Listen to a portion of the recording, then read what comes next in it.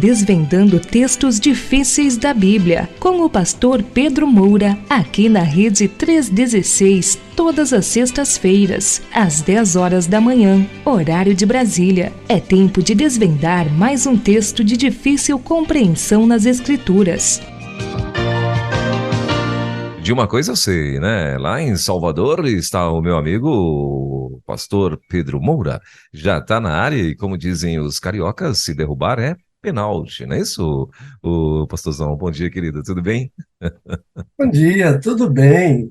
Mas muito bem. Bom, são 10 horas e 18 minutinhos. E Salvador, meu irmão, como é que tá? Tá tudo bem? Tudo em paz? Há um solão aqui. Sol, né?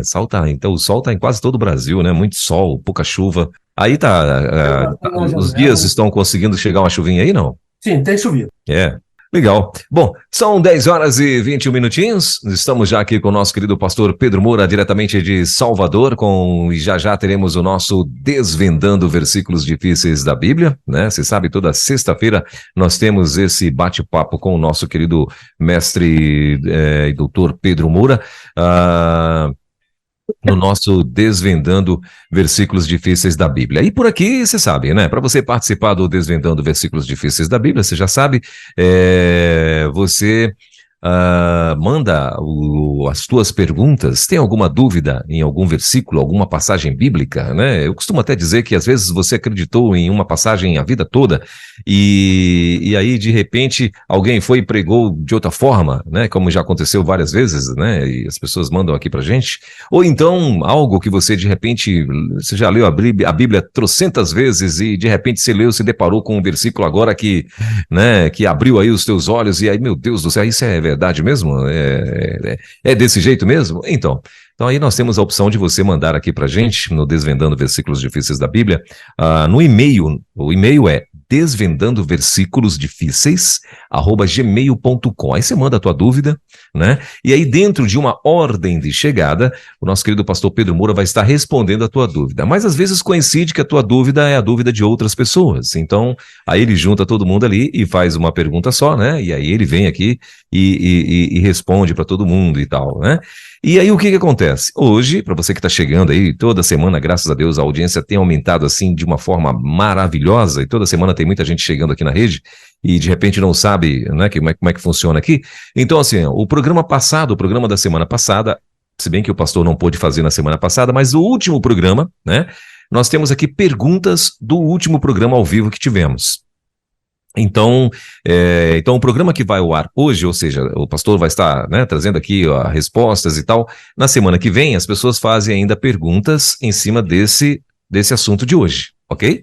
Então, só para você ficar aí sabendo como que funciona, como é que a gente faz aqui o nosso Desvendando Versículos Difíceis da Bíblia para você poder participar. E aí, daqui a pouquinho, quando o pastor responder as respostas do programa anterior, ou melhor, as perguntas do programa anterior, a gente, quando ele responder, a gente vai aqui também falar um pouco da agenda do pastor, dos livros, né, da expectativa. Tá chegando aí E como é que tá o livro de Jonas, pastor? Daqui a pouco a gente vai falar sobre isso mesmo, mas Sim.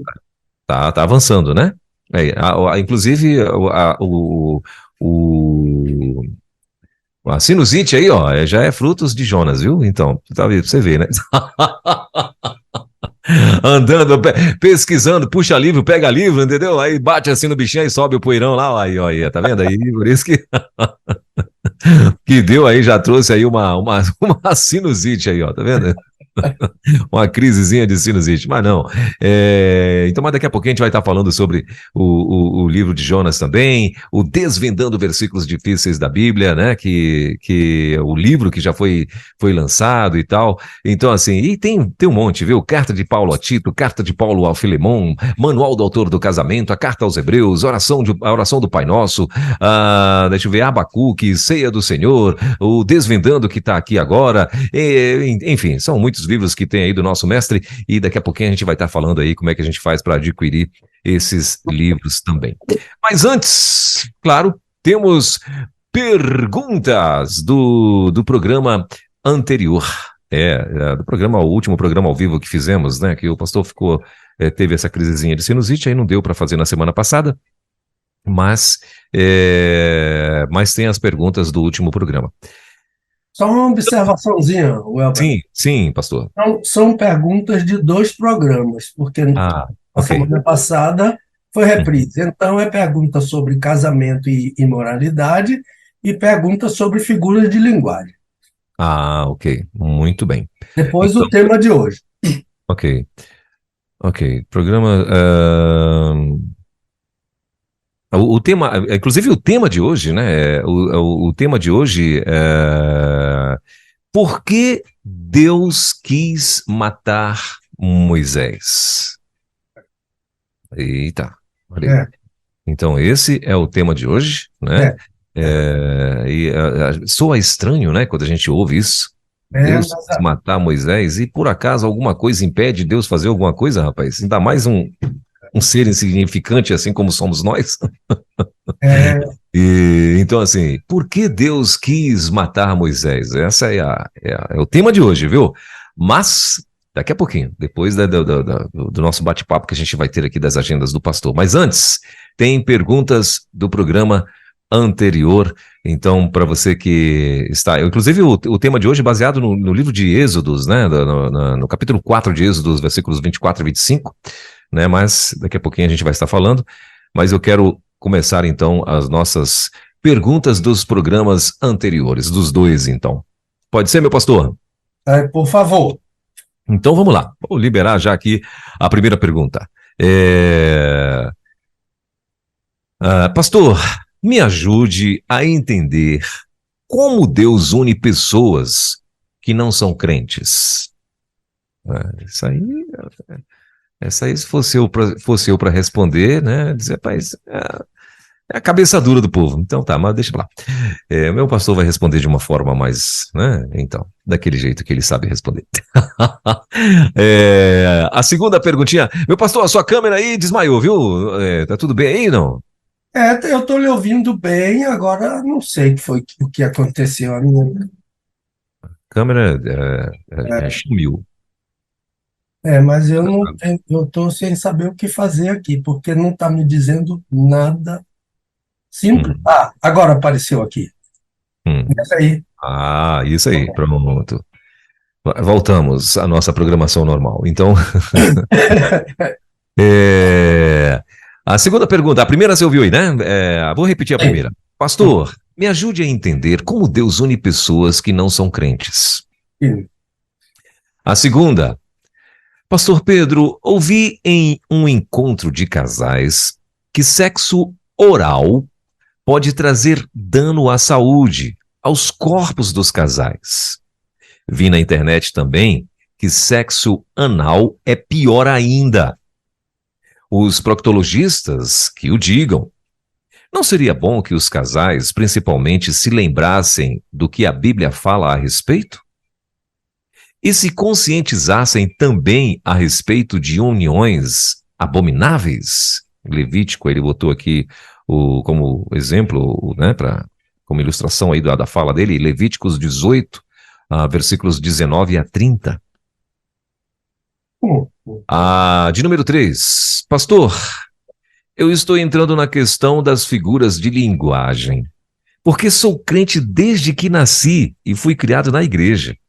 Hoje, sou casada com um servo de Deus e pouco ou nada ouço sobre isso nas mensagens. Venho acompanhando essa discussão com interesse. O senhor poderia me dizer, por exemplo, o que é leito sem mácula? Significa Hebreus 13:4? Que figura é essa? É figura? Eu sei que o senhor já fez menção disso, mas foi uma menção de passagem. Poderia nos ajudar mais um pouco? Muito bem. A de número 4. Pastor Moura, o que vem a ser a expressão, abre aspas, tirar de Jerusalém o bordão e o cajado? Fecha aspas. É uma figura? Como entender essa figura? Por favor, preciso dessa ajuda. Leio esse texto e não entendo nada, ou quase nada. Essa é a de número 4 e é a última pergunta também, meu pastor. Uhum. Então, vamos lá, não é? A primeira ideia aqui é por que Deus une pessoas que não são crentes. Eu sei que às vezes as pessoas fazem a pergunta e, e não fazem não indicam a referência.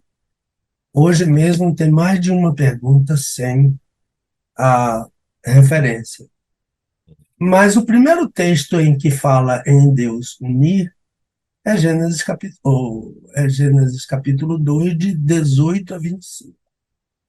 Então, lá no versículo 24, tem uma sequência que Deus faz, que Deus atua ativamente e passivamente, e, e sequência em que o homem atua ativamente e passivamente. O ideal seria que você abrisse a sua Bíblia em Gênesis capítulo 2, de preferência uma Bíblia de papel, com um lápis assim, ó, para marcar essa sequência que é muito importante, será muito importante para o seu casamento. Ainda esta semana, no feriado, que eu acho que é quarta-feira, eu vou falar sobre esse assunto num encontro de casais na cidade de Serrinha, uma cidade que está a menos de 200 quilômetros de Salvador, uma grande igreja. Nós vamos falar sobre isso lá nessa igreja. Então, a, essa união, por que Deus une pessoas que não são crentes e Deus une pessoas que não são crentes e as que são crentes? Porque todas as pessoas, em questão de casamento, são unidas por Deus. Não importa se é crente, se não é crente, casamento é casamento. E por que é Deus quem faz isso? Porque isso é um milagre. O homem não pode fazer este milagre. A gente sempre enfrenta dificuldades com isso, de certa forma, porque é mesmo difícil, né? Porque as versões em português não tiveram, assim, muito cuidado em contemplar as ações passivas e ativas do texto. Então, em Gênesis 2, versículos 24 e 25, há ações passivas e ativas do homem e ações passivas e ativas de Deus. Então, o texto, para que você fique, para um bom balizamento para você, diz assim, e eu leio na Almeida Revisada da Imprensa Bíblica Brasileira: deixará o homem a seu pai e sua mãe. Isso é ação ativa do homem. O homem deixa seu pai e sua mãe. E então, quando a ação é ativa do homem, a ação é a passiva de Deus. Não é Deus quem deixa. Quem deixa é o homem. Segundo, e unir-se-á a sua mulher. Então, por essa leitura, o homem deixa e se une à mulher dele, a ação é ativa do homem e passiva de Deus, mas não é. Esta segunda, né, o tradutor não levou em conta a voz passiva. A leitura original, a lição original seria: deixará o homem a seu pai e sua mãe, ação passiva, e será unido à sua mulher. Aí ele é passivo. E Deus é ativo. E então lembre-se que quando Jesus cita esse texto no Novo Testamento, Jesus faz a devida correção. Então ele faz uma conclusão, porque ele usa um portanto, né? Portanto, Mateus 19, o que Deus ajuntou, o que Deus uniu. Então a ação de unir é de Deus, não é do homem. O que Deus uniu, não separe o homem. Quem é que uniu? Deus. Então, por que Deus une pessoas que não são crentes? Porque casamento é casamento.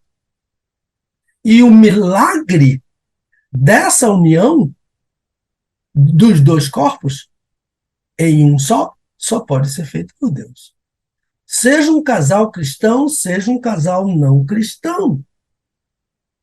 Mas eu imagino aqui qual é a dúvida do ouvinte, não vi bem se ele é um homem ou se é uma mulher, é que às vezes os crentes confundem casamento, qualquer casamento, com o casamento no Senhor. Qualquer casamento é unido por Deus. Agora, casamento no Senhor é outra coisa. Então, Paulo diz: case-se com quem quiser, contanto que seja no Senhor. Então, voltando para dizer, toda união é feita por Deus, seja crente, seja não crente, porque isso é um milagre. Deus transforma dois em um. Um só corpo, será um só corpo. Isso é um milagre. Agora, nem toda união, mesmo que tenha sido unida por Deus, nem toda união, nem todo casamento é no Senhor. Casamento no Senhor é somente o casamento que adota o padrão do Senhor. Casamento no Senhor é o casamento em que o marido escolhe obedecer aquilo que Deus ensina sobre casamento. Casamento no Senhor é aquele em que a esposa escolhe obedecer aquilo que Deus determina sobre o casamento. E o que é que Deus determina? Pelo menos 3 textos aqui. O primeiro é Gênesis 2, 24 a 26. Aliás, Welber, tá aí na referência, está marcado 24 a 25. É 24 a 26. Não, é 25 mesmo. Então, é lá no Porque Deus quis matar Moisés, que é 24 a 26. Primeiro aos Coríntios, todo o capítulo 7. E Efésios 4, de 32 a 5, 33. Quer saber? Quer que a sua união seja uma união no Senhor? Quer que o seu casamento seja um casamento no Senhor? Aquele que Paulo diz, contanto que seja no Senhor? Então, depois que Deus uniu você à sua mulher, depois que Deus uniu você a seu marido, depois que Deus fez por milagre de vocês dois uma só carne, adote o padrão de Deus e você terá um casamento no Senhor. Gênesis 2, 24 a 25. Primeiro aos Coríntios, capítulo 7, todo o capítulo. Efésios 4, 32 até o capítulo 5, 33. Então, não pode haver um casamento no Senhor sem o conhecimento e a obediência recíproca, obediência do marido, obediência do o marido vivendo com a esposa de acordo com o padrão de Deus para ele e a esposa vivendo com o esposo padrão de Deus para ela. Não, sem esses mandamentos não pode haver. Então, claro que são difíceis, é difícil para todo mundo. Todo casamento tem tudo para dar certo e tem tudo para dar errado. Todo casamento tem tudo para a gente viver bem, mas um outro dia não está bem. Então, mas existe um padrão de Deus para nos nortear. E eu acho que esse padrão são esses mandamentos desses textos que nós acabamos de dar aos irmãos e uma disposição e boa vontade, tanto para seguir esses padrões quanto para tratar o outro reciprocamente. Agora, continuando, a pessoa diz que ouviu em um encontro de casais que sexo oral pode trazer dano à saúde, aos corpos dos casais. E viu isso também na internet. E viu mais, disse que viu que, certamente na internet, sexo anal é pior ainda. A pessoa não disse se leu ou se apenas ouviu. Não. É uma senhora que está perguntando isso. o sexo anal é pior ainda, diz ela. Os proctologistas que o digam.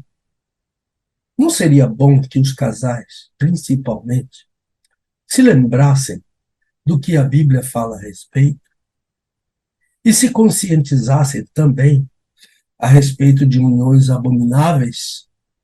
Essas uniões abomináveis estão em Levítico capítulo 18, do versículo 19 ao versículo 30. Então, para responder essa pergunta, eu quero reproduzir o texto citado pela ouvinte, para conhecimento, contextualização dela e dos ouvintes, e uma pequena análise nossa desse texto. E também para saber se esse texto trata do assunto que foi trazido pela ouvinte. Isso que é uma questão muito interessante, que às vezes o ouvinte traz um texto e o texto não trata daquele assunto que ele está interessado. Então vamos ver Levítico 18, versículos 19 a 30. Versículo 19: não te chegarás à mulher enquanto for impura em virtude da sua imundícia, para lhe descobrir a nudez. O que é que está falando aqui esse versículo? Está falando sobre menstruação. Agora, versículo 20: nem te deitarás com a mulher de teu próximo, contaminando-te com ela. O que é que esse versículo está falando? Sobre adultério. Versículo 21: não oferecerás a Moloque, aquele deus pagão, nenhum dos teus filhos, fazendo-o passar pelo fogo, nem profanarás o nome de teu Deus. Eu sou o Senhor. O que é que esse versículo está falando? Sacrifício de crianças a deuses falsos e profanação do nome de Deus. Agora o versículo 22: não te deitarás com um varão como se fosse mulher. É abominação. O que é que esse versículo está falando? Sobre homossexualismo. Sobre homossexualismo, e também em Romanos capítulo 1, que fala tanto sobre homossexualismo quanto sobre lesbianismo. Versículo 23: não te deitarás com animal algum, contaminando-te com ele, nem a mulher se porá perante um animal para juntar-se com ele. É confusão. O que é que esse versículo está falando? Está falando sobre zoofilia, sexo com animais. E a Bíblia diz que a pessoa que pratica o sexo com o animal não tem nenhum amor pelo animal, porque aquilo confunde o animal. Porque a prática da cadela é com o macho dela, não é com nenhum outro animal. E então, um homem tendo sexo com uma cadela ou uma mulher com um cão, eles estão confundindo aquele animalzinho, vai deixar o animalzinho confuso. Isso não, às vezes, dizer ter amor com o animal não é ter amor, é não ter amor com o animal, é desprezar a natureza do animal e obrigá-lo a impô-lo a uma prática que é estranha para ele. Então, esse versículo não está falando. Esse versículo está falando sobre zoofilia. Então, finalmente, versículo 26. Nem uma dessas abominações fareis. Quais foram as abominações que foram citadas aqui? Adultério, sacrifício de criança, homossexualismo, lesbianismo e zoofilia. Essas uniões são abomináveis diante de Deus. Perceberam que aqui não entrou o que a ouvinte tratou? Sexo oral e sexo anal. Então, uma palavra só para meus ouvintes. O versículo citado deve tratar do assunto de interesse do ouvinte. Então, a Bíblia afirma que adultério, sacrifício de criança, homossexualismo, lesbianismo, zoofilia são abominação. E diz mais no capítulo, em Apocalipse, agora eu imagino que seja o capítulo 19, que nenhuma abominação entrará no céu. Portanto, as pessoas que vivem essas práticas, eu digo ao meu ouvinte e ao ouvinte que fez a pergunta, que essas pessoas precisam do nosso amor. Elas precisam ser conscientizadas, elas precisam do nosso cuidado, da nossa ajuda, para que elas conheçam o amor de Deus em Jesus Cristo e saibam como praticar a bênção do sexo que Deus criou para seus filhos. Então, o assunto trazido hoje, sexo oral e sexo anal, não é parte do texto em Levítico 18. Ele não está também na lei levítica. E, ademais ainda, ele não está também em nenhuma parte das Escrituras, nem no Antigo, nem no Novo Testamento. Este assunto não está na Bíblia. Sexo oral e sexo anal são dois assuntos que não estão na Bíblia. A Bíblia não trata de modalidades de sexo, mas nós vamos responder às perguntas, como fazemos com todos os ouvintes, à luz daquilo que a Bíblia ensina sobre a vida sexual. E a Bíblia ensina, sim, sobre sexo.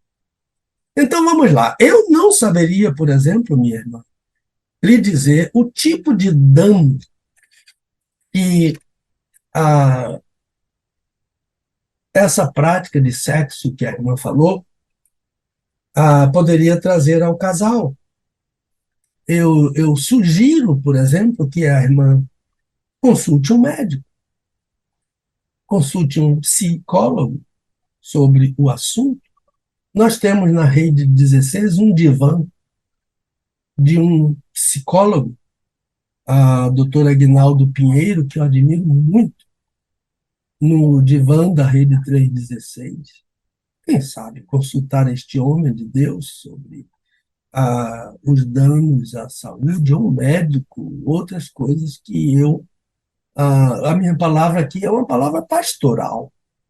Eu vou tentar interpretar, né, exegeticamente, com a ajuda da hermenêutica, das lições originais, aquilo que a Bíblia ensina sobre a vida sexual.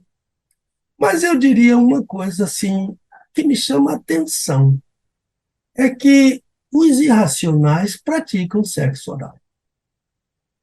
Já, como a irmã falou que viu o que está perguntando ou ouviu na internet, poderia ver na internet, por exemplo, que o cavalo pratica sexo oral, e o cachorro pratica sexo oral, e os animais irracionais praticam sexo oral. E eu não creio que esses bichinhos inventaram isso. Eu vou praticar sexo oral agora com aquela cadela, com aquela égua, etc. Eu creio que está na natureza dele. E quem sabe um veterinário daria uma boa explicação para dizer por que o cavalo pratica sexo oral com a égua e a égua com o cavalo. O cachorro com a cadela e a cadela com o cachorro. Isso você vai ver no vídeo. Agora, a explicação, um veterinário pode lhe dar a partir disso. Esses bichinhos não inventaram isso. Isso faz parte da natureza dele. E uma pergunta aqui seria: quem criou o cão e a cadela? Foi o mesmo que criou o homem e a mulher? Então, isso é uma pergunta que eu deixo para o ouvinte, porque eu entendo que eles fazem isso como preparação para a relação sexual. Nunca você vai ver um cachorro a tentar penetrar uma cadela sem antes praticar um sexo oral com ela. Por quê? Porque ele está querendo prepará-la para isso. Então, será que o casal humano não precisa também de preparo? Eu não estou respondendo isso, eu estou perguntando. O casal humano precisa de um preparo para a relação sexual? Ou um empurra o outro para lá e pega força e vai lá, etc. e tudo mais? A, a ideia que nós já abordamos em programa anterior é que a vida sexual do casal deve ser planejada por eles dois, traçada por eles dois, não por terceiros. Os limites devem ser traçados por ele. Ninguém tem o direito de dizer a um casal que você pode e você não pode fazer isso. A não ser que esse casal esteja vivendo assim uma situação de violência, de desrespeito, de abuso, de negação, de desinteresse. Esse casal precisa de ajuda. Mas fazer uma lista do que eles podem fazer no quarto deles e daquilo que eles não podem fazer no quarto deles, olha, eu acho isso tolice. Então, eu vi uma mensagem de uma senhora na internet, e vi, condenando, ela falando em um encontro de casais, e ela condenando a prática do sexo oral, mas ela não tinha uma explicação científica para isso. Ela não tinha uma explicação bíblica para isso. E a explicação que ela usou, apelando para a Bíblia, foi que ela disse que sexo oral é uma prática condenada pela Bíblia, porque a boca só é para louvar a Deus. Onde é que esse texto está na Bíblia? Essa era a justificativa. Ora, dizer que um casal, é ela quem está dizendo, não deve praticar sexo oral porque a boca é só para louvar a Deus, é falso. Uma pessoa que ensina deve ler um pouco mais, deve ouvir um pouco mais. E quem não aprende não deve ensinar. E eu digo aqui por conjectura, como se eu estivesse perguntando àquela senhora no encontro de casais que ela estava fazendo. A gente come os alimentos com o nariz? Porque ela disse que a boca é só para louvar. Come com o nariz? Fala com a orelha?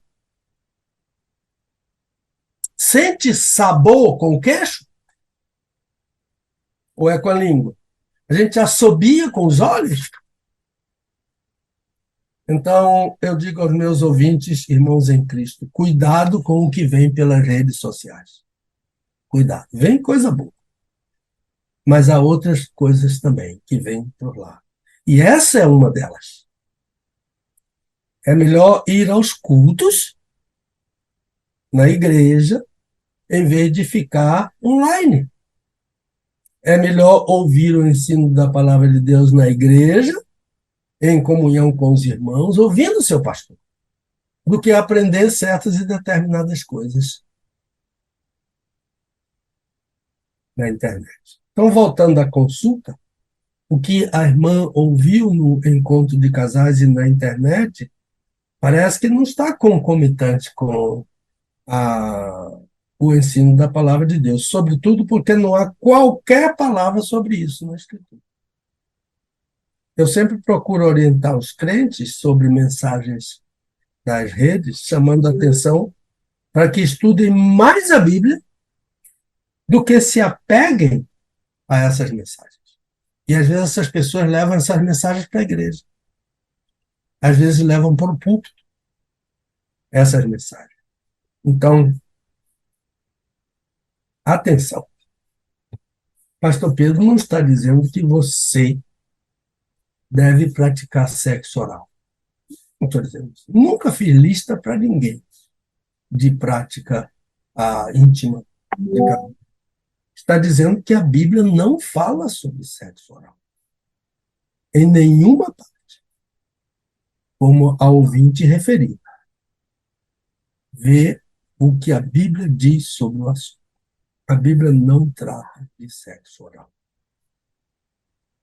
Em continuação, ela diz: o sexo anal é pior ainda, os proctologistas que o digam. Não seria bom que os casais, principalmente, se lembrassem do que a Bíblia fala a respeito, isto é, do sexo anal, e se conscientizassem também a respeito de uniões abomináveis? Sobre as uniões abomináveis, nós já vimos lá, quando fizemos a leitura inicial de Levítico 18, 19 a 30, e nessas uniões abomináveis não estão incluídos nem sexo oral, nem sexo anal. Mas adultério, lesbianismo, zoofilia, sacrifícios de crianças, essas são as abominações para Deus. Então, minha irmã, a senhora pergunta: não seria bom que os casais, principalmente, se lembrassem do que a Bíblia fala a respeito, isto é, do sexo anal? Então, a questão aqui, minha irmã, é que a Bíblia não fala a respeito de sexo anal, em nenhuma parte. Não inclui esse assunto nas uniões abomináveis, nem na lei levítica, nem no Novo Testamento. Então, eu não saberia como conscientizar um casal do que a Bíblia fala a respeito, conscientizar do que a Bíblia fala a respeito, estou colocando as aspas, se a Bíblia não fala a respeito. Um casal cristão deve saber a melhor maneira de se relacionar sexualmente. E a melhor maneira é que ambos se satisfaçam. E eu não creio que devo dizer a eles o que é melhor para eles se satisfazerem. A não ser que estejam enfrentando dificuldade. Mesmo assim, não é para dar uma lista para eles, mas para ajudá-los a sair da dificuldade. O que a Bíblia condena? Adultério. Explicitamente. Adultério, prostituição, fornicação, homossexualismo, lesbianismo, zoofilia. Essas condenações estão explícitas na palavra de Deus e são elas que devem nortear a vida do casal e não uma lista de terceiros de pode e não pode imposta a eles. Então, o que eu diria é o seguinte: a irmã deve procurar seu pastor, principalmente se está enfrentando essa questão. Qualquer ouvinte, se está enfrentando essa questão com seu cônjuge. E ainda, procurar um profissional para se aconselhar. Acho que é por aí. A ideia é: pastor Pedro não está dizendo faça sexo oral. Pastor Pedro não está dizendo faça sexo anal. Pastor Pedro está dizendo que a Bíblia não trata desse assunto no Antigo Testamento e no Novo Testamento. E uniões abomináveis também não incluem essa prática de sexo. Pastor, eu estou entrando na questão das figuras de linguagem porque sou crente desde que nasci e fui criada na igreja. Hoje sou casada com um servo de Deus e pouco ou nada ouço sobre isso nas mensagens. Venho acompanhando essa discussão com interesse. O senhor poderia me dizer, por exemplo, o que leito sem mácula significa? Que figura é essa? É figura, o senhor já mencionou isso, mas eu entendo que foi uma menção assim, de passagem. Está pedindo um pouquinho mais de ajuda. Verdade, minha amiga. Eu me alegro com seu interesse cristão em um assunto tão relevante. A irmã e seu esposo, juntos, continuando a aprender sobre o ensino da palavra de Deus. Por que eu estou falando isso? Porque há pessoas que são crentes assim, como vocês, a irmã e o casal, desde a infância, mas por causa disso entendem que já sabem tudo. Jesus disse que o reino dos céus é dos humildes. Gente que não se inclui como sabido, muito sabido, mas que deseja aprender, que se admite insignificante e se satisfaz no favor de Deus. Leito sem mácula é uma figura de linguagem, sim, chamada eufemismo. A palavra que abranda, porque uma expressão pode ofender o ouvinte, o leitor, e então o tradutor, em vez de usar aquela palavra, ele usa um eufemismo para substituir aquela palavra. Então, abrandando a aspereza do original. Por exemplo, quando Paulo diz muitos fracos e doentes e muitos que dormem. 1 Coríntios 11:30. Isso é um eufemismo. Porque ele usa o verbo dormir em vez de morrer. Qual é o eufemismo? Dormir. Por quê? Porque a lição original não falou dormir, falou morrer. E mais literalmente nesse capítulo 11:30, a palavra que está lá é os que já estão no cemitério, lá dentro daquele buraco, lá com a tampa de cimento em cima, até o dia da ressurreição dos mortos. Então, a palavra morrer pode causar um impacto maior. Fulano morreu. Assusta. A gente sabe que morre gente todo dia, mas a gente não se acostuma. E o susto é maior ainda quando a gente não sabia nada sobre fulano, que fulano estava doente, não sabia nada, né? Mas ele saiu de casa e não voltou. Aí ele disse, fulano morreu. Aquilo causa um impacto. Então, para abrandar, as pessoas dizem, descansou, partiu, né? E nós crentes costumamos dizer, descansou no Senhor. Paulo diz os que dormem. Outros dizem, já está nos braços de Deus. Eu não saberia explicar como é que uma pessoa que vai para o paraíso já está nos braços de Deus, sendo que no paraíso só tem espírito.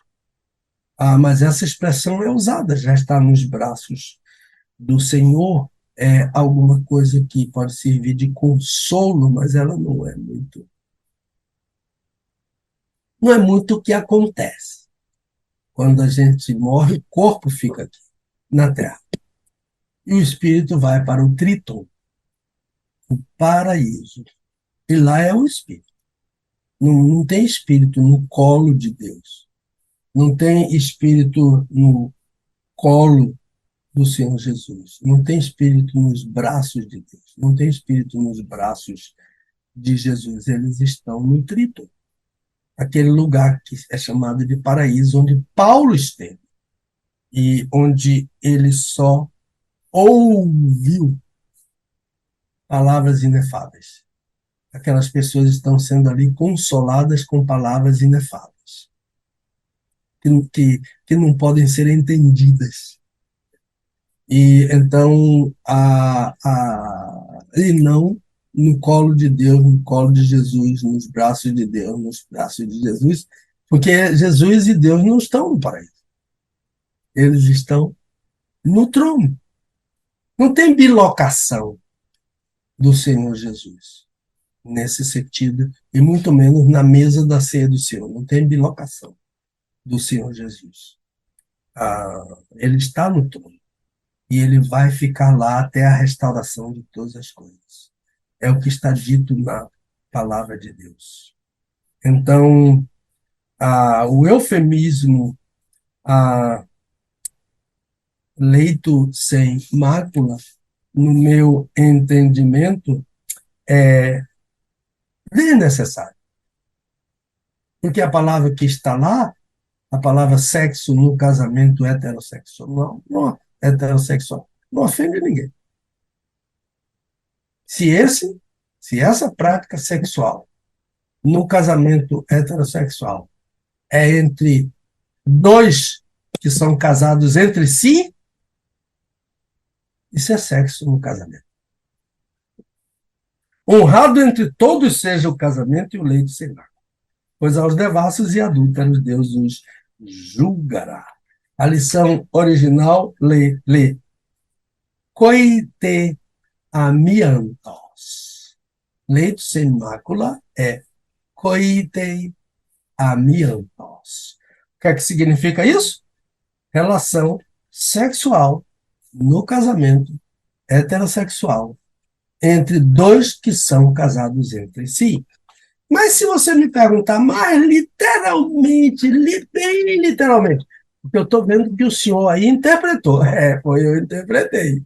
O coite amiantos, eu interpretei. Literalmente, sabe o que significa? Coito imaculado. Relação sexual imaculada. A que vale para Deus. A que Deus criou. Entre dois de sexos opostos que são casados entre si. Isso é diferente do que Deus condena. O que é que Deus condena? Devassidão, adultério. Os devassos e adúlteros está no mesmo versículo. Deus os julgará. Meu irmão, minha irmã, não há julgamento para o coitei amiantos, o sexo imaculado. Não há julgamento divino em relação para uma relação conjugal do casal heterossexual casado entre si. Mas para devassidão e adultério, já estão julgados por Deus. A palavra devassidão, que aparece aí em Hebreus 13, versículo 4, que Deus vai julgar os devassos, é a palavra pornos. Já sabe que está incluído pornografia. De modo que uma relação sexual de um casal heterossexual, casado entre si, que é crente, mas inclui pornografia, este sexo não é imaculado. Esta prática vai ser julgada por Deus.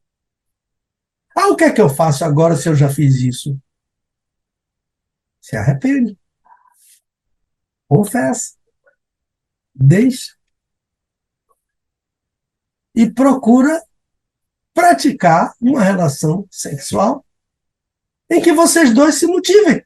Há muitas coisas para motivar. Atração física, o corpo dela e o corpo dele.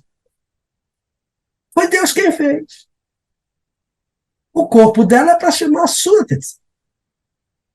O corpo dele é para chamar a sua atenção.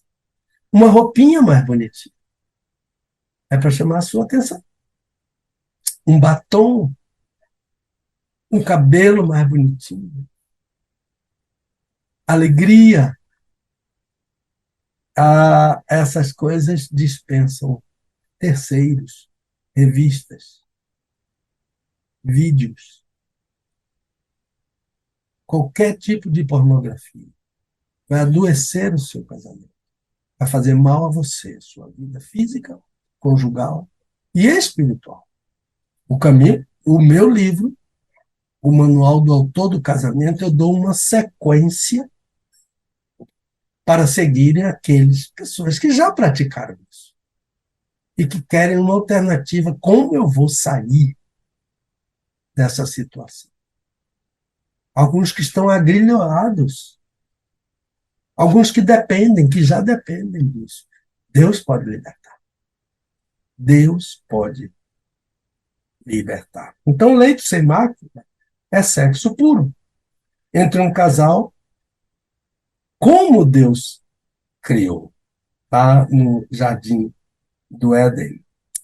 E se estão lembrados das importantes questões que foram mandadas hoje pela ouvinte, a leito sem mácula não tem a ver com modalidade de sexo. Se o casal admite essa ou aquela modalidade de sexo, isso é entre eles dois. Então, essas questões são particulares dos dois, que já decidiram o que pode e o que não pode, sem imposição de terceiros. Dois que preferem a instrução da palavra de Deus. Esse que é o caminho. Dois que preferem a instrução da palavra de Deus. E a palavra de Deus é: honrado entre todos seja o casamento e o leito sem mácula. Isto é, a relação sexual pura dentro do casamento heterossexual de dois que são casados entre si. Este casamento deve ser honrado, isto é, todos devem se levantar, como acontece quando a noiva entra. Quando o noivo entra, todo mundo fica de pé. É isso que esse texto está falando. E, finalmente, pastor Moro, que vem a ser a expressão tirar de Jerusalém o bordão e o cajado. É uma figura. Ela perguntou se é uma figura, né? E como não foi indicada a referência, eu vou lembrar que em Isaías capítulo 3 há essa expressão. Tirar o bordão e o cajado é a descrição de uma total desolação. Observe que são duas palavras para descrever uma desolação total: bordão e cajado, duas varas. Então, o que é que vai acontecer usando as demais figuras desse texto? Isaías, capítulo 3. Bordão e cajado serão retirados de Judá e de Jerusalém, versículo 1. Primeiro, todo o suprimento desses dois reinos, reino do sul, Judá, reino do norte, Israel. Se não há cajado, se não há bordão, com que equipamento os trabalhadores vão produzir? Então, são duas ferramentas importantes ao trabalhador no campo. Sem o bordão, sem o cajado, não há suprimento de pão, não há suprimento de água. Cidade sem pão e sem água, Jerusalém sem pão e sem água, Judá sem pão e sem água, Samaria sem pão e sem água, mas também sem roupa, sem vestuário, não tem o que vestir nem o que comer. Profissionais liberais abrindo mão da profissão porque não tem roupa. Então eu disse, eu vou trocar uma roupa que eu tenho aqui de médico, é a palavra que está lá, por um pedaço de pão. Por quê? Porque não tem bordão e não tem cajado. Então, há muitas consequências graves do significado desta figura de tirar o cajado e o bordão de Jerusalém.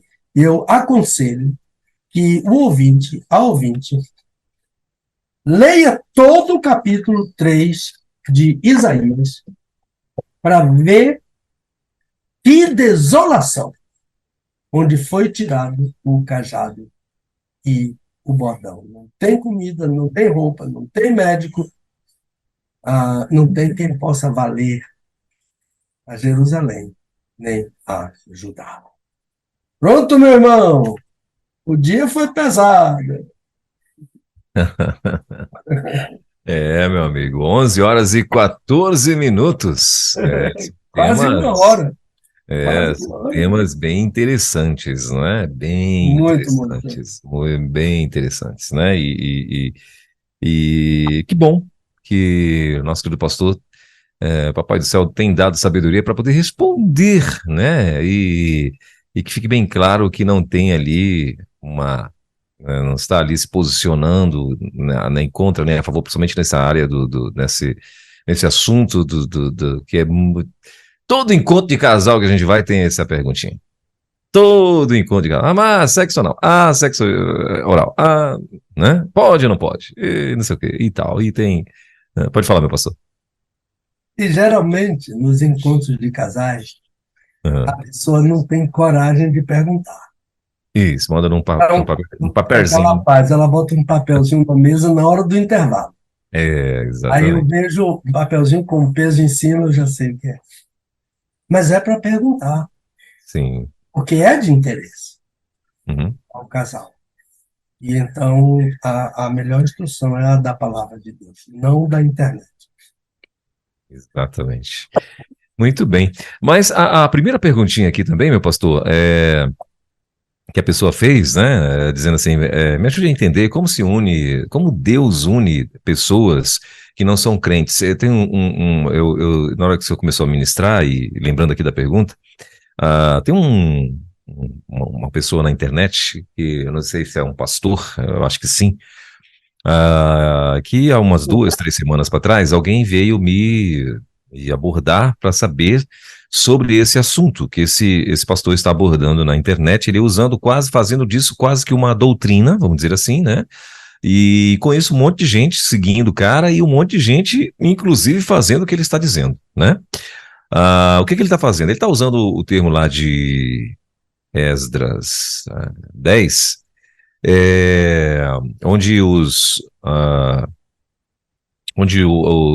israelitas, né, eles estavam casados com povos, os homens no caso, né, estavam casados com mulheres pagãs e tal, e ali se convenceram de que deveriam deixar aquelas mulheres com filhos, né, e voltarem e tal para Israel, e enfim. E aí ele está usando isso para dizer o seguinte, que as pessoas que não eram crentes, ou as pessoas que eram crentes, que por um acaso separaram da esposa ou do esposo e tal, né, que quando entendessem isso, se convertessem e estivessem em outro casamento, é para deixar todo mundo lá, deixar a família, abandonar tudo e voltar para a primeira esposa, que é isso. E aí o cara vem com um monte de argumentos. E o pior, assim, tem um monte de gente fazendo isso, né? E aí essa pessoa veio exatamente me interpelar. Eu falei, irmão, o cara para fazer isso, ele já devia estar com um problema com a segunda mulher. Então ele tem que dar uma desculpa para pular fora. Para pular fora, entendeu? E aí achou essa boa desculpa aí para poder pular fora. Então, assim, e aí o que é perigoso, né, pastor, que fazendo também uma alusão ao que o senhor interpretou, ao que o senhor trouxe aqui para gente, é que as pessoas querem, de alguma forma, usar entendimentos particulares e querem pegar versículos ou histórias bíblicas ou enredos ou contextos bíblicos para justificar essas coisas, né? Como o senhor muito bem trouxe agora aqui sobre Levíticos 18, 19 e 30, a gente vê que tem uma pancada de gente que faz isso, né? Dizendo que o fato do homossexualismo, do lesbianismo e tal, né? Que um é sexual e o outro é oral, e então estão trazendo isso para dentro do casamento, que a Bíblia condena, nananana. Só que assim, como o senhor muito bem falou, não somos nós que vamos aqui ditar regras para casais, né? Mas, né, temos que ter cuidado de querer colocar a Bíblia no meio de coisa que não tem nada a ver, né? Então a mesma coisa esse camarada, né? Poxa, se o cara casou, deixou a esposa, casou, e lá na frente ele entendeu, nananã, que deveria voltar para a esposa, nananã e tal, nananã, tem todo um contexto por trás, meu irmão, que se resolvam. Agora incentivar pessoas a deixarem o segundo, o terceiro casamento para voltar com o primeiro casamento, né? E assim, aí eu perguntei para essa pessoa, falei, tá, beleza, ele faz isso e tal. Falei, e esses meninos lá? Que testemunho de crente ele vai estar dando? Porque os meninos vão ser abandonados por ele. Esses meninos, esses filhos, essa família, né? Ele já cometeu o erro de ter abandonado o primeiro. Aí ele vai estar lá na terceira, na segunda, na quarta, né? E aí? Né? Como é que vai fazer? Né? Porque assim, muito fácil eu chegar e dizer assim, ó, irmão, larga tudo e volta e tal, e que o mundo se exploda, porque aí depois eu vou para minha casa dormir, eu vou, né? Tô a minha vida normal aqui. E o contexto dessas crianças e tal. Então, assim, quando o senhor começou a falar, eu lembrei desse camarada. E assim, e o pior é que tem um monte de gente seguindo e fazendo. o que o cidadão está dizendo para fazer, que está na Bíblia. E ele ainda usa o peso de Esdras. Esdras é quem? Eu falei, ai meu Deus do céu, Jesus amado. Eu falei, é complicado, né? Welber, dentro daquilo que a gente discutiu hoje, todas as perguntas que foram feitas hoje, há perguntas que são para responder com a ajuda de médico, Sim, com a ajuda de psicólogo, e menos com a Bíblia. sim. Ainda que a gente tenha o ensino geral do casamento sobre o que Deus aprova e o que Deus condena no casamento. Sim. Aquelas Ó, listas do que Deus condena são explícitas. tem, Então, tem- aquilo que a Bíblia não trata, a Uhum. gente procura ver no contexto geral da Bíblia e pede ajuda a um profissional. Profissional. Tem Quando um, diz que sexo oral causa problemas à saúde, pergunte ao médico, porque a Bíblia não diz isso. se causa problema à saúde. Tem um vídeo na internet bem antigo, pastor, de uma moça, de uma mulher, né, de uma médica. Ela não é crente, pelo contrário, ela é espírita, né? Mas essa médica, ela dá uma aula, ela é uma médica,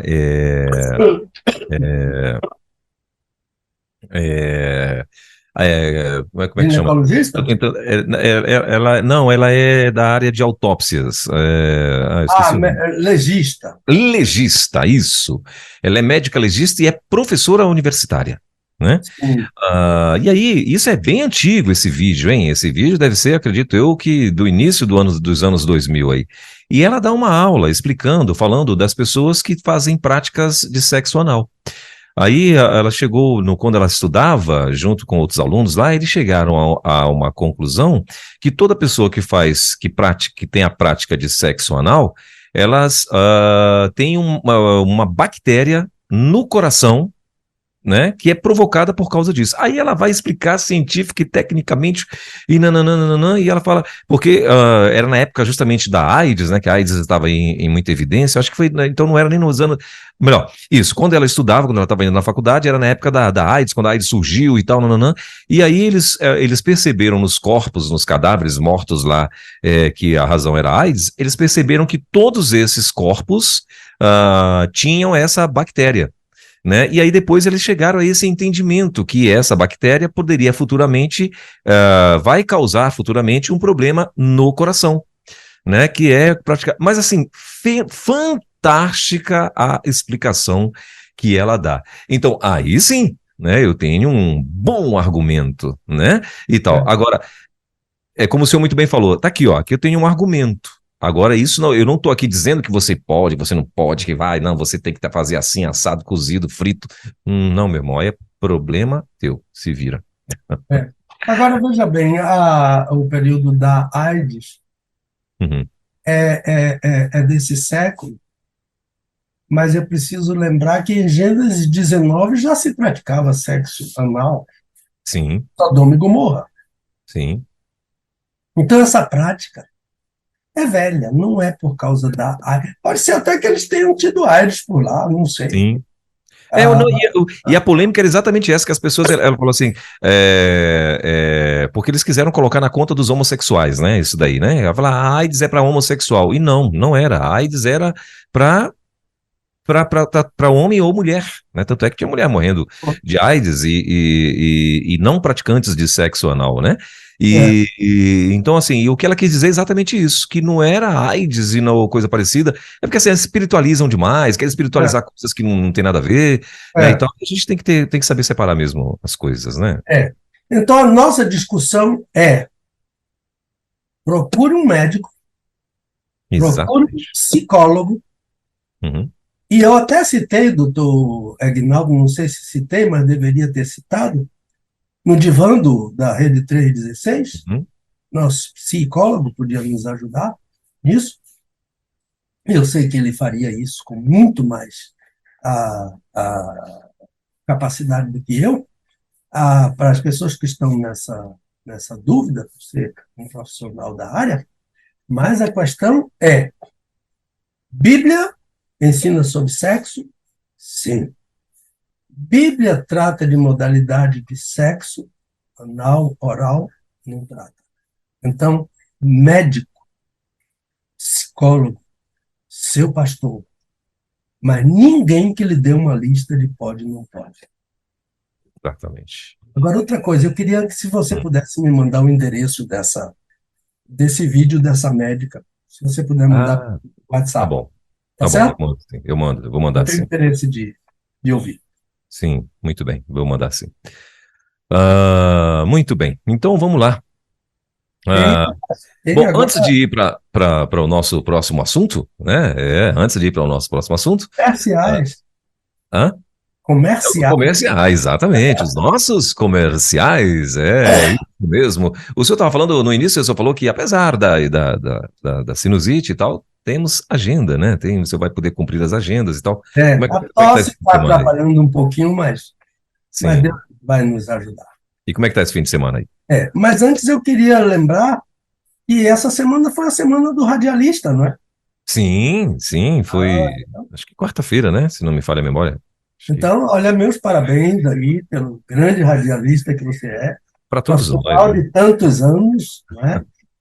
E essa equipe também da Rede 316, uma equipe notável da Hum. nossa missionária, né, internacional, nacional e internacional. Meus parabéns e um segundo parabéns, que eu já estou ouvindo falar num tal de Davi ou numa Radassa. Vão Rapaz, chegar tá por vendo aí? aí, Domingo a gente vai saber aí, viu? cuidado com Neto, porque Neto rouba o coração. Eita! É muito bom. Neto é muito. Olha aí. Eu tenho um amigo, quando eu morava lá nos Estados Unidos, um cubano, ele Aham. dizia assim: se eu soubesse que Neto era muito bom, eu não tinha tido filho. Já nascia Neto. Meu Deus. Olha aí, Olha, rapaz, que coisa hoje boa. essa semana foi o aniversário do meu irmão, o pastor Miguel Moura. Aham. Ele é o executivo dos Batistas Independentes. E nesse domingo vou pregar pela manhã na minha igreja, às 10h30 da manhã, e vou falar sobre o tema do cemitério para o céu. Aquele texto que é de Efésios 2, de 1 a 10. Estávamos mortos, Uhum. mas ele nos deu vida. Orações pelos enfermos, pastor Edgar Barreto Antunes, da PIB de Nova Iguaçu, pastor Carlos Zepenho e a Amélia Zepenho, no Rio de Janeiro, bastante enfermos. Meu colega de seminário, Carlos Zepenho e Amélia Zepenho, os irmãos que foram do seminário nos anos 70 conhecem. Orações em favor do Brasil, orações em favor de Israel, lembrando que Deus manda orar por Israel. E segundo, primeiro é uma ordem, orar por Israel é uma ordem de Deus. Segundo, que Israel não está lutando contra uma nação. Então, não tente, não se deixe enganar pela farsa de que Israel está lutando contra palestinos. Não, ele está lutando contra um grupo terrorista que só tem uma agenda: destruir o Estado de Israel. Ao Hamas não importa nada, nem os palestinos, nem muçulmanos de nenhum lugar. A eles só interessa destruir Israel. E sabe que a palavra Hamas, em hebraico, significa violência? A palavra Hamas, em hebraico, significa violência. Está em Isaías, a palavra Hamas. Agora, eles é uma sigla, uma sigla. A sigla deles dá a palavra Hamas. Mas é exatamente o que eles fazem: violência, violência, violência.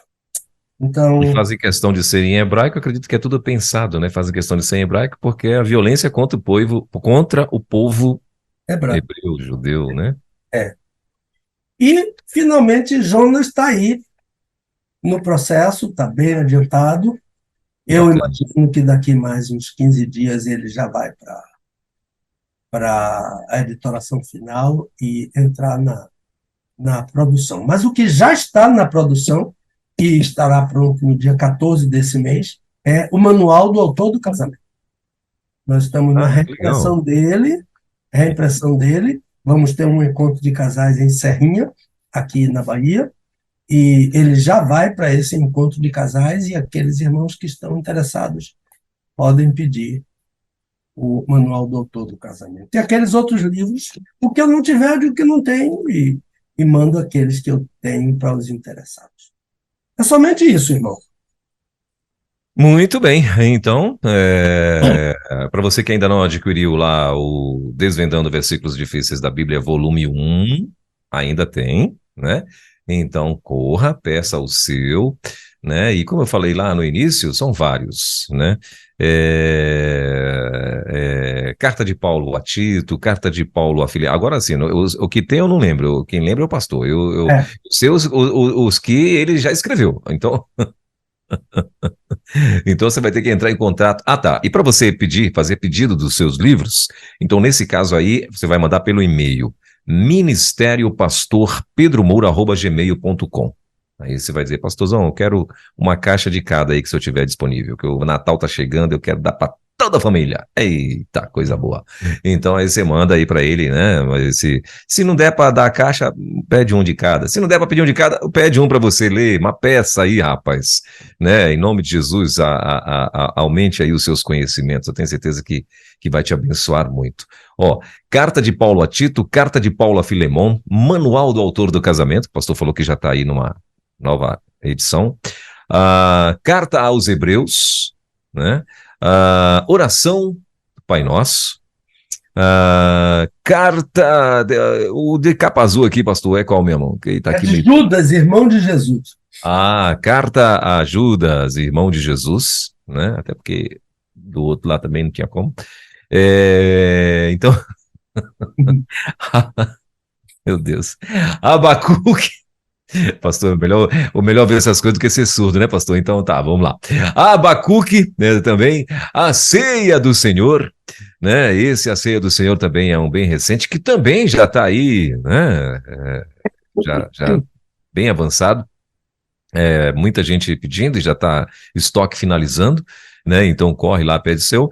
E o mais recente, né? Eu aprendi a gente não falar o último, né? O último se o cabo não for mais escrever, né? Mas como já tem mais uns 3 já engatilhados, né? Então, o mais recente, Desvendando Versículos Difíceis da Bíblia, volume 1. Eita, esse aqui, meu irmão, volume 100 ainda vai ficar pouco ainda, viu? Então, se eu fosse você, adquiria um, que depois vai virar ouro aqui, viu? É um conselho que eu te dou.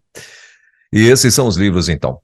Bom, e para você que quer adquirir, mais uma vez, ministeriopastorpedromoura@gmail.com. Esse é o e-mail para você adquirir aí o teu livro, tá bom? E, gente, assim, ó, eu faço questão de estar aqui divulgando todo o trabalho do nosso querido pastor. Por quê? Porque ele está aqui voluntariamente. Sabia disso? Às vezes você acha, não, ele é funcionário da rede. Não. Ele doa aqui pra gente essas 2 horas e pouquinho, toda sexta-feira, se dedica, você pode ver que tem um momento que ele tem que ver as perguntas, estudar, né, e tal, fazer todo um trabalho, né, e não é sozinho não, envolve a irmã Dulce ainda, com tudo que ela tem que fazer, a bicha ainda tem que né, vir pra dentro desse negócio aí todinho, entendeu? Então, assim, por conta disso eu faço questão de sempre estar divulgando todos os livros do nosso querido pastor, que tem tanto nos abençoado toda sexta-feira com tanto conhecimento, e é bênção demais para as nossas vidas aí, a gente louva a Deus, né? E mais uma vez pedimos que continuem orando por esse casal tão abençoado, que tem tanto abençoado tantas pessoas. E a agenda também do pastor, eu gostaria de trazer o pastor Pedro Moura para ministrar em uma das nossas agendas, em um dos nossos eventos e tal, para casais, né? Para os seminaristas, os irmãos, os homens, as mulheres, enfim.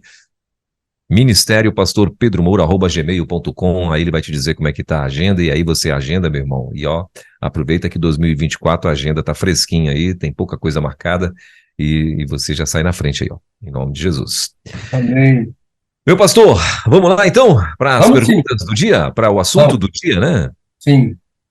O assunto do dia hoje é: por que Deus quis matar Moisés?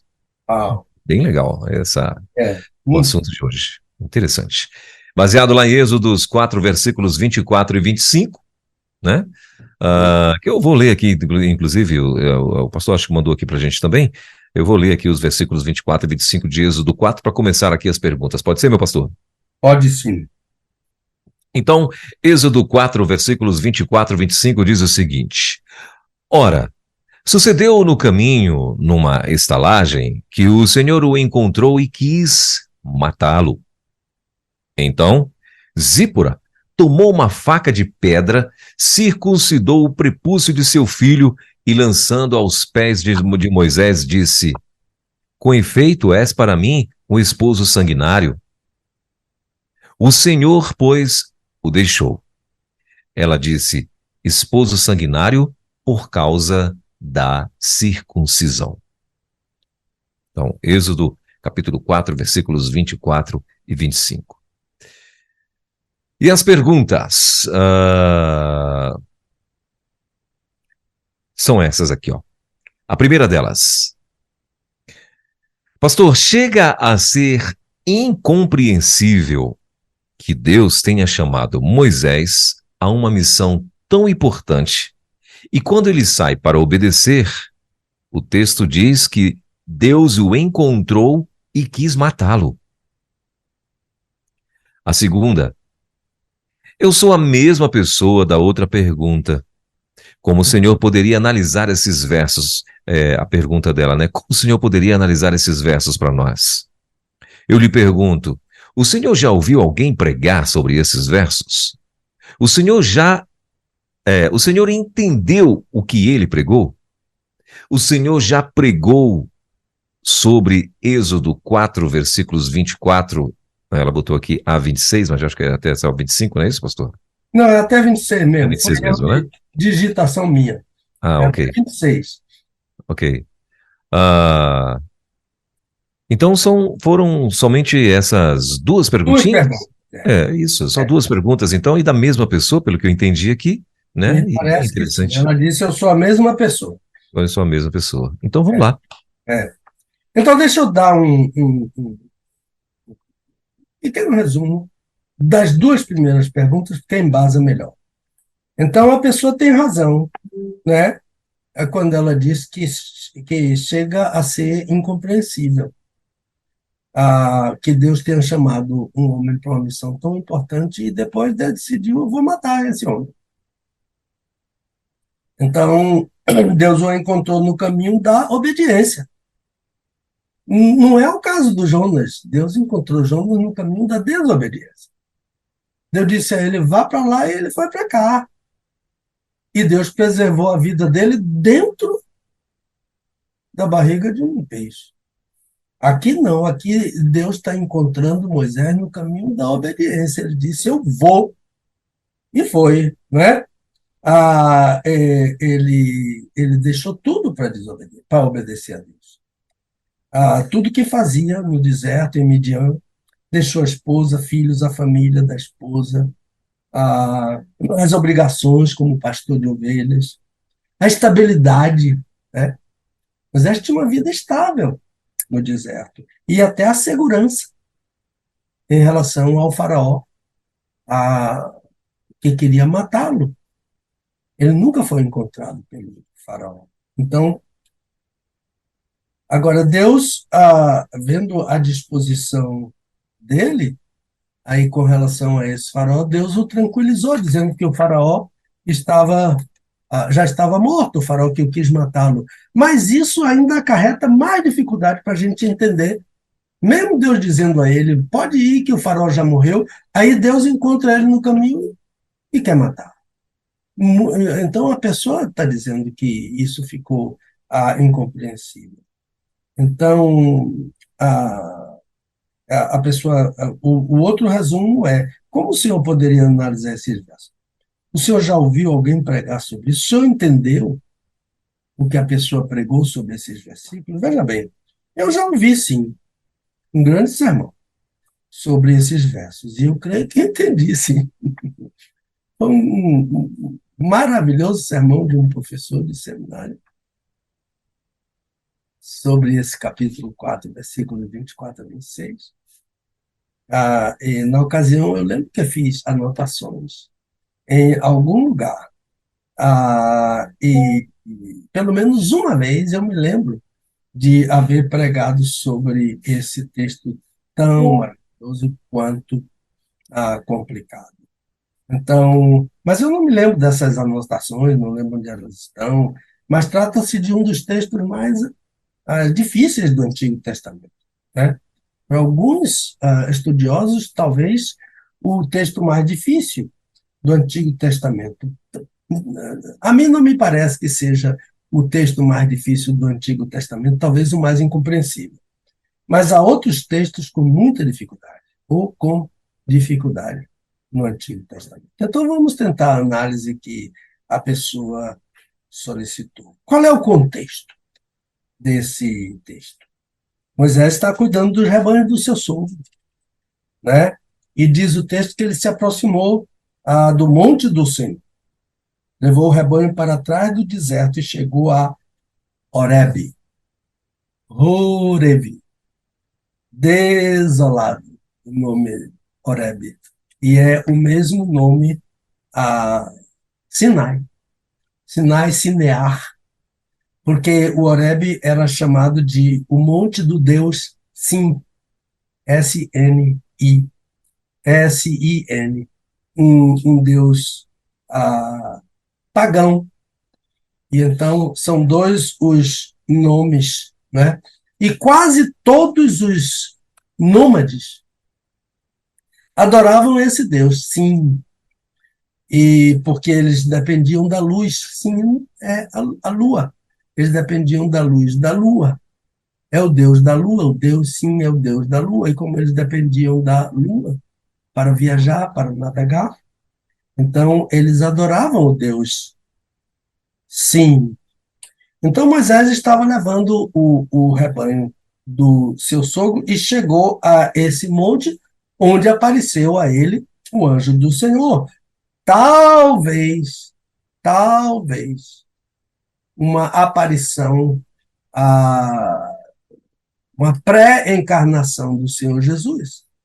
Esse anjo do Senhor, talvez sim, e falou com ele. Então, como ele viu que havia um fato estranho, um fenômeno estranho de uma sarça que pegava fogo, mas não se queimava, ele tentou ir para perto e Deus disse a ele: não venha, porque o lugar que você está é terra santa, então você tire o chinelo dos pés, porque o lugar que você está é terra santa. O lugar santo é um lugar para guardar o pé, como está escrito lá em Eclesiastes: guarda o teu pé quando entrares na casa de Deus. E Moisés teve que guardar nesse sentido, porque estava chegando numa terra santa, na presença do Senhor. Então Deus o convocou ali.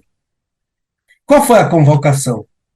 Volte para o Egito. Mas, Senhor, volte e tire o meu povo. Quem sou eu? Existe uma diferença entre Moisés e o faraó gritante. Porque quando Deus dá uma ordem ao faraó, ele diz: quem é Deus? Eu não conheço. Mas quando Deus dá uma ordem a Moisés, ele diz: quem sou eu? É diferente, né? Um diz: não conheço esse Deus. Quem é ele? E o outro diz: quem sou eu? Para fazer o que Deus está me ouvindo. Então, na pergunta da ouvinte, Moisés já está caminhando para obedecer a Deus. Ele volta, ele está lá no meio do deserto, ele volta em casa, em Midian, ele pede autorização ao sogro, ele informa ao sogro que ele precisa ao Egito, ele não detalha nada ao sogro, ele não diz que vai libertar ninguém, que Deus mandou ele libertar, não, ele diz que ele precisa e ver se os irmãos dele ainda estão vivos lá no Egito. E então ele tem a bênção do seu sogro e a autorização. E ele sai com toda a sua família. Era o caso do sogro dizer: não, ele vai fugir, vai levar a minha filha, meus filhos, porque Os filhos de Moisés eram filhos do sogro, porque era assim na cultura deles, mas ele crê em Moisés, pelo testemunho que Moisés já tinha dado para ele. De modo que o que ficou de incompreensível para o ouvinte e para muitos, inclusive para mim, foi exatamente esse ponto em que Moisés sai para obedecer e Deus resolve matar. Sem dúvida, é uma passagem muito difícil de entender por sua obscuridade. É uma palavra que os comentaristas costumam usar sobre Êxodo 4, 24 a 26, é obscuridade. Mas, em relação a nós, o que entendemos é que somos muito limitados para entendermos esse Deus de Moisés. E Paulo diz que esse Deus é o único Deus sábio. Romanos capítulo 16. O único Deus sábio é o Deus de Moisés, é o nosso Deus. Então, qual é a questão aqui? Eu tive um professor no mestrado, que ele era professor do seminário de Louisville, Kentucky, chamado Paige H. Kelly. Ele tem um livro que é um comentário sobre o livro do Êxodo, a versão em inglês. O nome do livro é Chamados a uma Missão Redentora. Tem uma tradução desse livro em italiano, não, em espanhol, que tem o mesmo título, Chamados a uma Missão Redentora.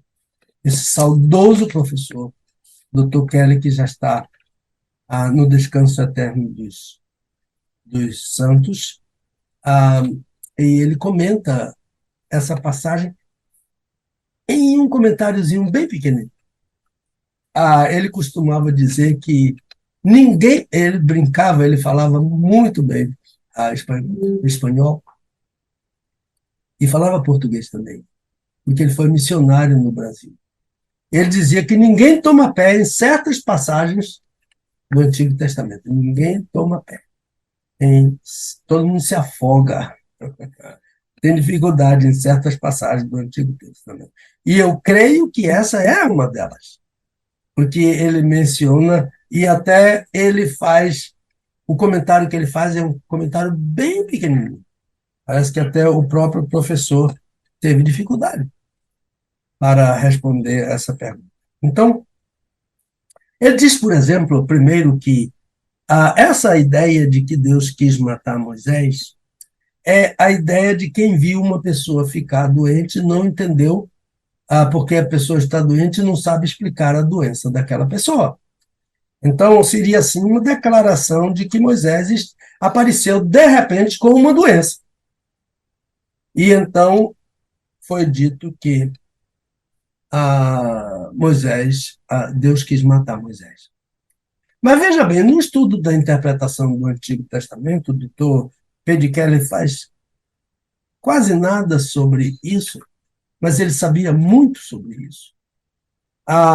Ele fala sobre... ele não fala, mas a gente pode falar sobre algo que no estudo do Antigo Testamento se chama noção de causa secundária. Para explicar esse texto de Êxodo 4, 24 a 26 e dizer que Deus quis matar Moisés, a ideia de que quem está dizendo isso tem pouca ou quase nenhuma noção de causa secundária. Então, o que é noção de causa secundária? Eu não sei explicar, aí eu digo Deus que fez isso. Foi Deus quem fez isso. Por quê? Porque simplesmente eu não sei explicar. Isso é não ter ou desprezar a noção de causa secundária. Atribuir a Deus o que eu não sei explicar. Então, por exemplo, em Gênesis 38, tem o episódio de um menino chamado com circunflexo, R, filho de Onã, neto de Judá, filho de Jacó. A Escritura diz só uma coisa desse menino, que esse menino era mau, com M-A-U. O oposto de bom, ele era um menino mau. E a que conclusão o autor inspirado chegou quando este menino mau morreu? Ele disse: Deus o matou. Então, isso é um exemplo clássico de pouca noção de uma causa secundária. Mas ainda a gente pode ter exemplos hoje de, de pouco entendimento de causa secundária. Um menino, isso está na internet, que tomou um rumo perigoso na vida. Um menino como que a Bíblia chama de mau. Esse menino é um candidato a antecipar os seus dias, anacronizar os seus dias. Ele se envolve com tudo que não presta, porta uma arma, sai por aí assaltando, fazendo reféns, roubando celular de um, roubando celular de outro, atirando a erro, estuprando. De repente, depara-se com um outro que está armado também, ou com a polícia, e é morto. Aí, então, alguém vê a história desse menino e diz: Deus o matou. Ou a mamãe diz: por que Deus levou meu filho? Porque mãe não acha que filho assaltante é ruim, não. Ela acha que é o filho dela. Quando a polícia chegou lá em um dos morros, lá no Rio de Janeiro, há muitos anos, procurando um bandido chamado Paulão, chegou à casa dele e quem estava na casa era a mãe dele. E a mãe perguntou, e a polícia perguntou: é aqui que mora o Paulão? A mãe disse: não, aqui mora Paulinho, meu filho. Então, a ideia de que este menino que comprou uma arma, que se envolveu com drogas, que fez e aconteceu, saiu matando, e de repente foi morto por um outro ou pela polícia, dizer que Deus o matou, ou a mãe dele diz que Deus levou meu filho, isso é não ter noção de causa secundária. É desprezar a causa secundária. Não ter noção dela. Uma causa que aquele menino mesmo criou. Né? O que aconteceu? Ele antecipou os seus dias. Ele anacronizou os seus dias. Anacronismo é exatamente isso. Erro de cronologia. Anacronismo é erro de cronologia. Algo que aconteceu, mas que não está de acordo com a época. Não deveria morrer. Então eu pergunto: quando, em circunstâncias normais, um menino adolescente deve morrer? Eu diria idade adulta. Mas ele morreu adolescente. Então, o texto referido tem um personagem central, que não é Moisés. Deus quis matar Moisés, mas o personagem dessa história não é Moisés. Sabe quem é? Zípora. Zípora, a esposa midianita de Moisés. Ela era cuxita, midianita, esposa de Moisés. Aliás, a única esposa de Moisés. E quando alguém diz que Miriam e Arão falaram contra Moisés porque ele tomou a mulher cuxita, alguns entendem que Moisés tomou uma outra mulher. Não, a cuxita é Sípora, é ela própria, né? Para alguns comentaristas seria uma segunda esposa, mas na verdade é a própria Zípora, esse lindo nome que se pronuncia como TS. Sípora, T-S-I-P-O-R-A. Nome de um pássaro.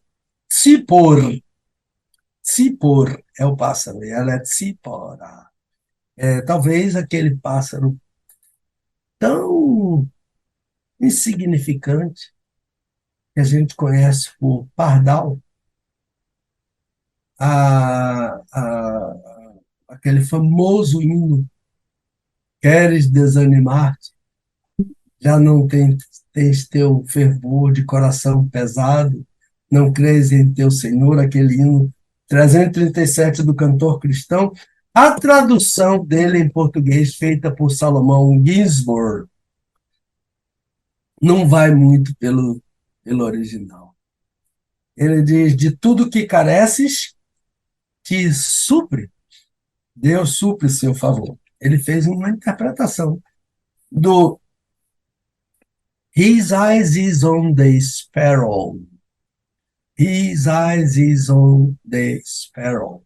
Os olhos de Deus estão sobre o pardal, aquele passarinho que não tem significado. Para muita gente, Zípora é esse sparrow. Talvez uma ave que, pelo que Jesus fala em Mateus 10, vale pouco para os homens, mas muito para Deus. Que Jesus disse, não se vendem 2 pardais por um asse, mas nenhum deles cairá em terra sem a vontade de Deus. Um asse é como se alguém, dizem os estudiosos, comprasse 4 grãos de prata. O que são 4 grãos de prata?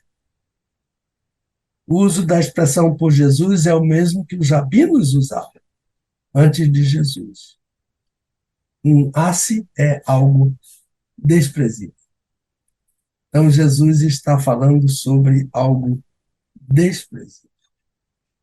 Aquele grande professor nosso, ele diz que a providência de Deus estende-se às coisas mais insignificantes, mais ínfimas.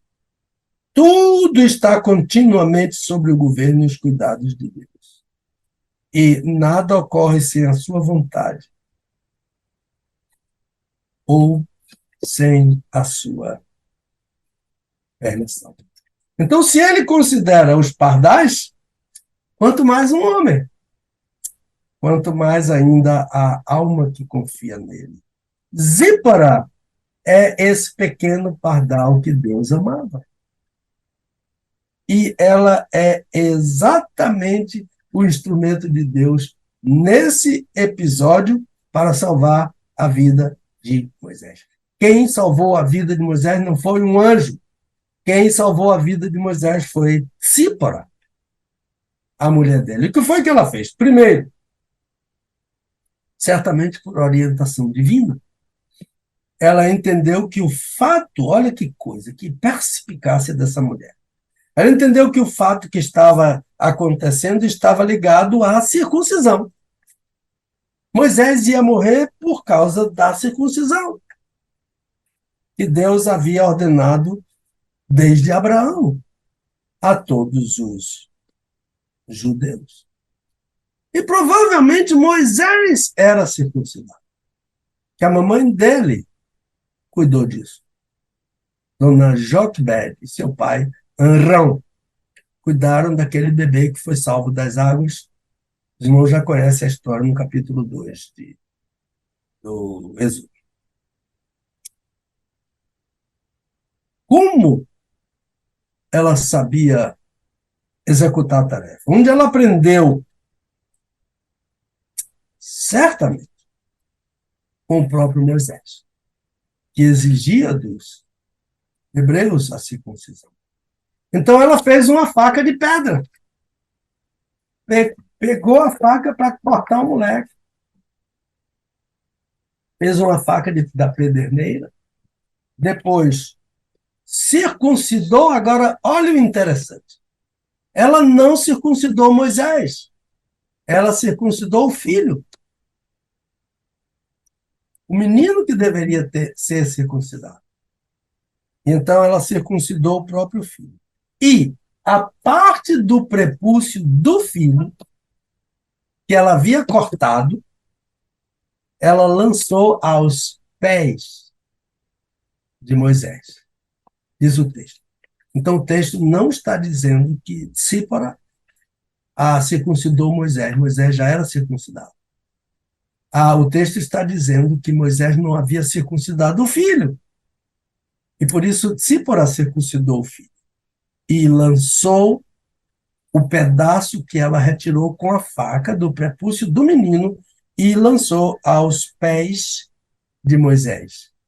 Lembra-se que nós falamos na primeira parte que pés é eufemismo para órgãos sexuais? Então, o prepúcio do menino, ela lançou com o prepúcio do menino, ela tocou os órgãos sexuais de Moisés. E então, por último, ela disse a Moisés algo que não é claro para nós. Não ficou claro para os tradutores. Não é claro para os maiores intérpretes. Com efeito, és para mim um esposo sanguinário, me obriga a fazer sangue no corpo do meu filho. Esposo sanguinário, por causa da circuncisão. Pode ser que a segunda parte desse comentário seja comentário do autor inspirado, e não da própria Sípora, para justificar a palavra dela, atribuindo a expressão esposo sanguinário por causa da circuncisão. Suposição, que ela o chamou de esposo sanguinário por causa da circuncisão. Tem sangue na circuncisão. Mas diante de... eu estava uma vez no Museu do Rio de Janeiro, naquele setor que tem os originais do Pentateuco, com um rabino, e nós estávamos olhando aqueles originais, e o rabino disse: Pedro, eu vou deixar você aí, Pedro, você vai fazer isso aí sozinho, porque eu hoje tenho várias circuncisões de criança para fazer. E aí ele disse: vou fazer muito menino chorar hoje. Picota mesmo, né? E hoje não é como com faca de pedra, não, né? Hoje tem outros recursos para circuncidar os meninos. Então, diante de algo tão obscuro para nós, para a nossa cultura, tão distante daquela cultura, não fica claro que o que ela fez foi exatamente o que ela deveria ter feito? Não diz o texto que Deus queria matá-lo? Matar Moisés? E não fica claro que a reação dela o livrou da morte iminente? Portanto, a obscuridade desse texto só tem uma saída para nós. Zípora, ela entendeu como nós até hoje não entendemos bem. Ela entendeu tudo. E deu a resposta que Deus necessitava para poupar a vida do seu mensageiro, do seu apóstolo. Sabe que Moisés é mensageiro, sabe que Moisés é apóstolo? Porque Moisés é Shaliach. Shaliach é o apóstolo do Antigo Testamento. Apóstolo em hebraico é Shaliach. E é a mesma pessoa, apóstolos, do Novo Testamento. Então, a conclusão eloquente do texto quanto à ação dela é esta: depois que ela circuncidou o menino e lançou a parte do prepúcio nos órgãos genitais de Moisés, diz a Bíblia, Deus o deixou. Não quis mais matar Moisés. Tudo quanto vai acontecer de agora em diante, a continuação da viagem, o encontro com Arão, a reunião com os anciãos de Israel no Egito, o início da luta de Moisés contra o faraó para libertar os escravos israelitas, tudo isso dependeu de Zípora, da ação de Zípora. Então, concluindo, conclusão da análise. O Senhor pode usar você, minha irmã, com o mesmo poder de Zípora no ministério do seu marido. Você não precisa ser pastora só porque seu marido é pastor. A esposa do engenheiro não é engenheira só porque o marido dela é engenheiro. A esposa do médico não é médica só porque o marido dela é médico. Isso, de certa forma, acaba banalizando o ministério pastoral. Você é pastora, sou por quê? Porque meu marido é pastor. Pastor é vocacionado. Pastor é chamado. Pastor é reconhecido pela igreja. Pastor é enviado a uma instituição teológica com sustento da igreja, se necessário for, ou de voluntários. Pastor é preparado nessa instituição para ser examinado depois do curso completo. E, se aprovado, recomendado por um concílio à consagração ou ordenação. Só então ele será investido no ministério pastoral da igreja que o convocou e solicitou sua consagração. Zípora fez tudo o que era preciso fazer para viabilizar o ministério de Moisés sem ser shaliach, sem ser apóstola, sem ser pastora. E você, minha, pode fazer isso mesmo, o ministério do seu marido, sem precisar ser pastoras. E esses exemplos não estão na Bíblia por acaso. Eles são ensinos que devem ser levados a sério pelo pastor, primeiramente, pela igreja e pela pessoa que é indevidamente investida de um ministério para o qual não tem capacitação nem chamado.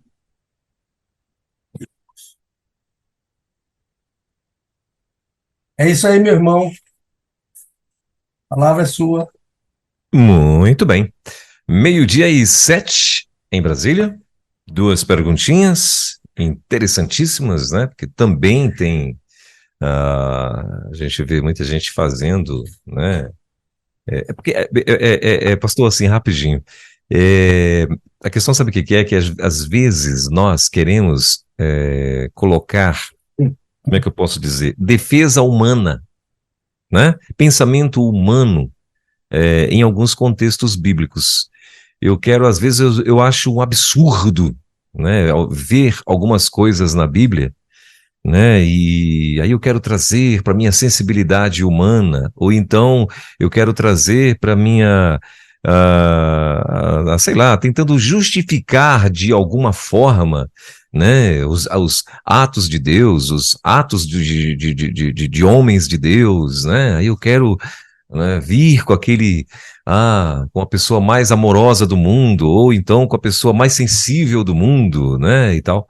E isso é perigoso, né, porque a gente acaba confundindo a Bíblia, confundindo até mesmo a pessoa de Deus na Bíblia, né.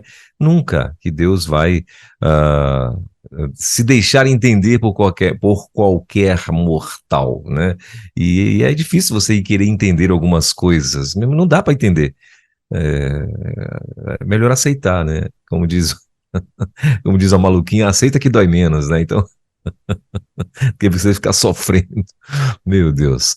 Mas, meu pastor, eu devolvo para o senhor, você fazia aí a sua Pois conclusão. é porque a pessoa é interessante, é bondosa, fala bem,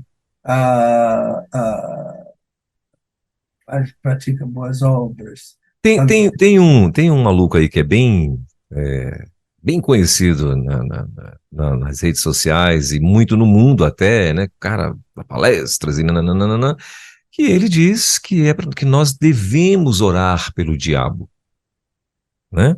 Nós temos que orar pelo diabo. O diabo, no fundo, ele era um anjo, ele era uma pessoa boazinha, o bichinho se desviou, mas nós devemos orar, ore pelo diabo, entendeu?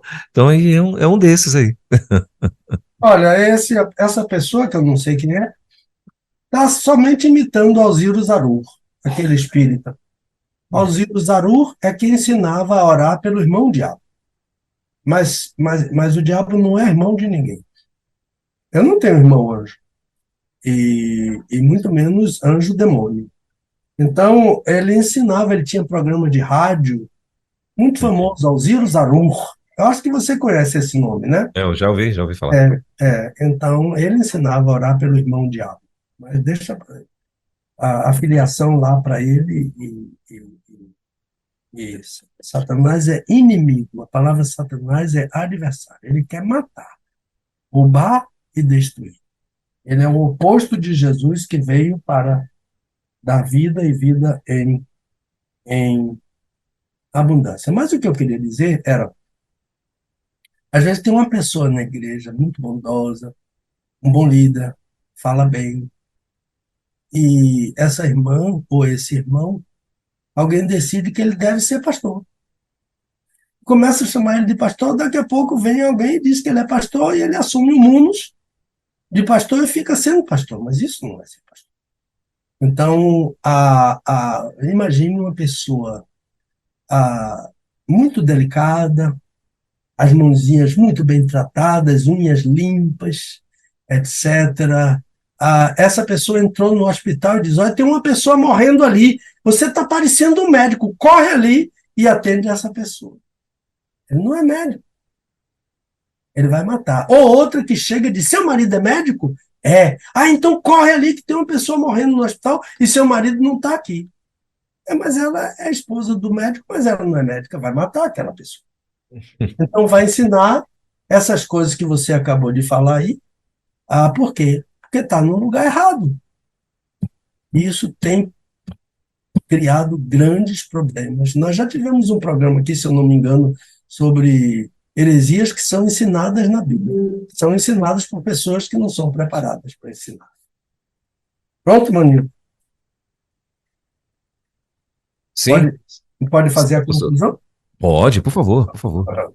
Então, primeiro, figuras de linguagem são recursos de uma literatura de alto nível, como a Bíblia é uma literatura de alto nível. Os autores bíblicos usaram esses recursos amplamente. Hoje vimos a questão do cajado e do bordão, né? E a falta deles determinou a ausência de todo o suprimento para Jerusalém e para Judá. Leite sem mácula é outra figura de linguagem, um eufemismo, né? Que está falando sobre a pureza na relação sexual. É o coito amiantos, puro, imaculado. Esse coito, esse sexo, essa prática sexual é entre um casal heterossexual que é casado entre si. Não é só porque é um casal heterossexual. Tem que ser casado entre si. Lei de Semaco. Zípora não era Shaliach, não era apóstola. Aliás, não tem nem esse nome, apóstolo, no Novo Testamento. Só porque Moisés era apóstolo. Ela era a esposa do Shaliach e cumpriu cabalmente a sua missão e a sua função de esposa é a função de ajudadora do esposo.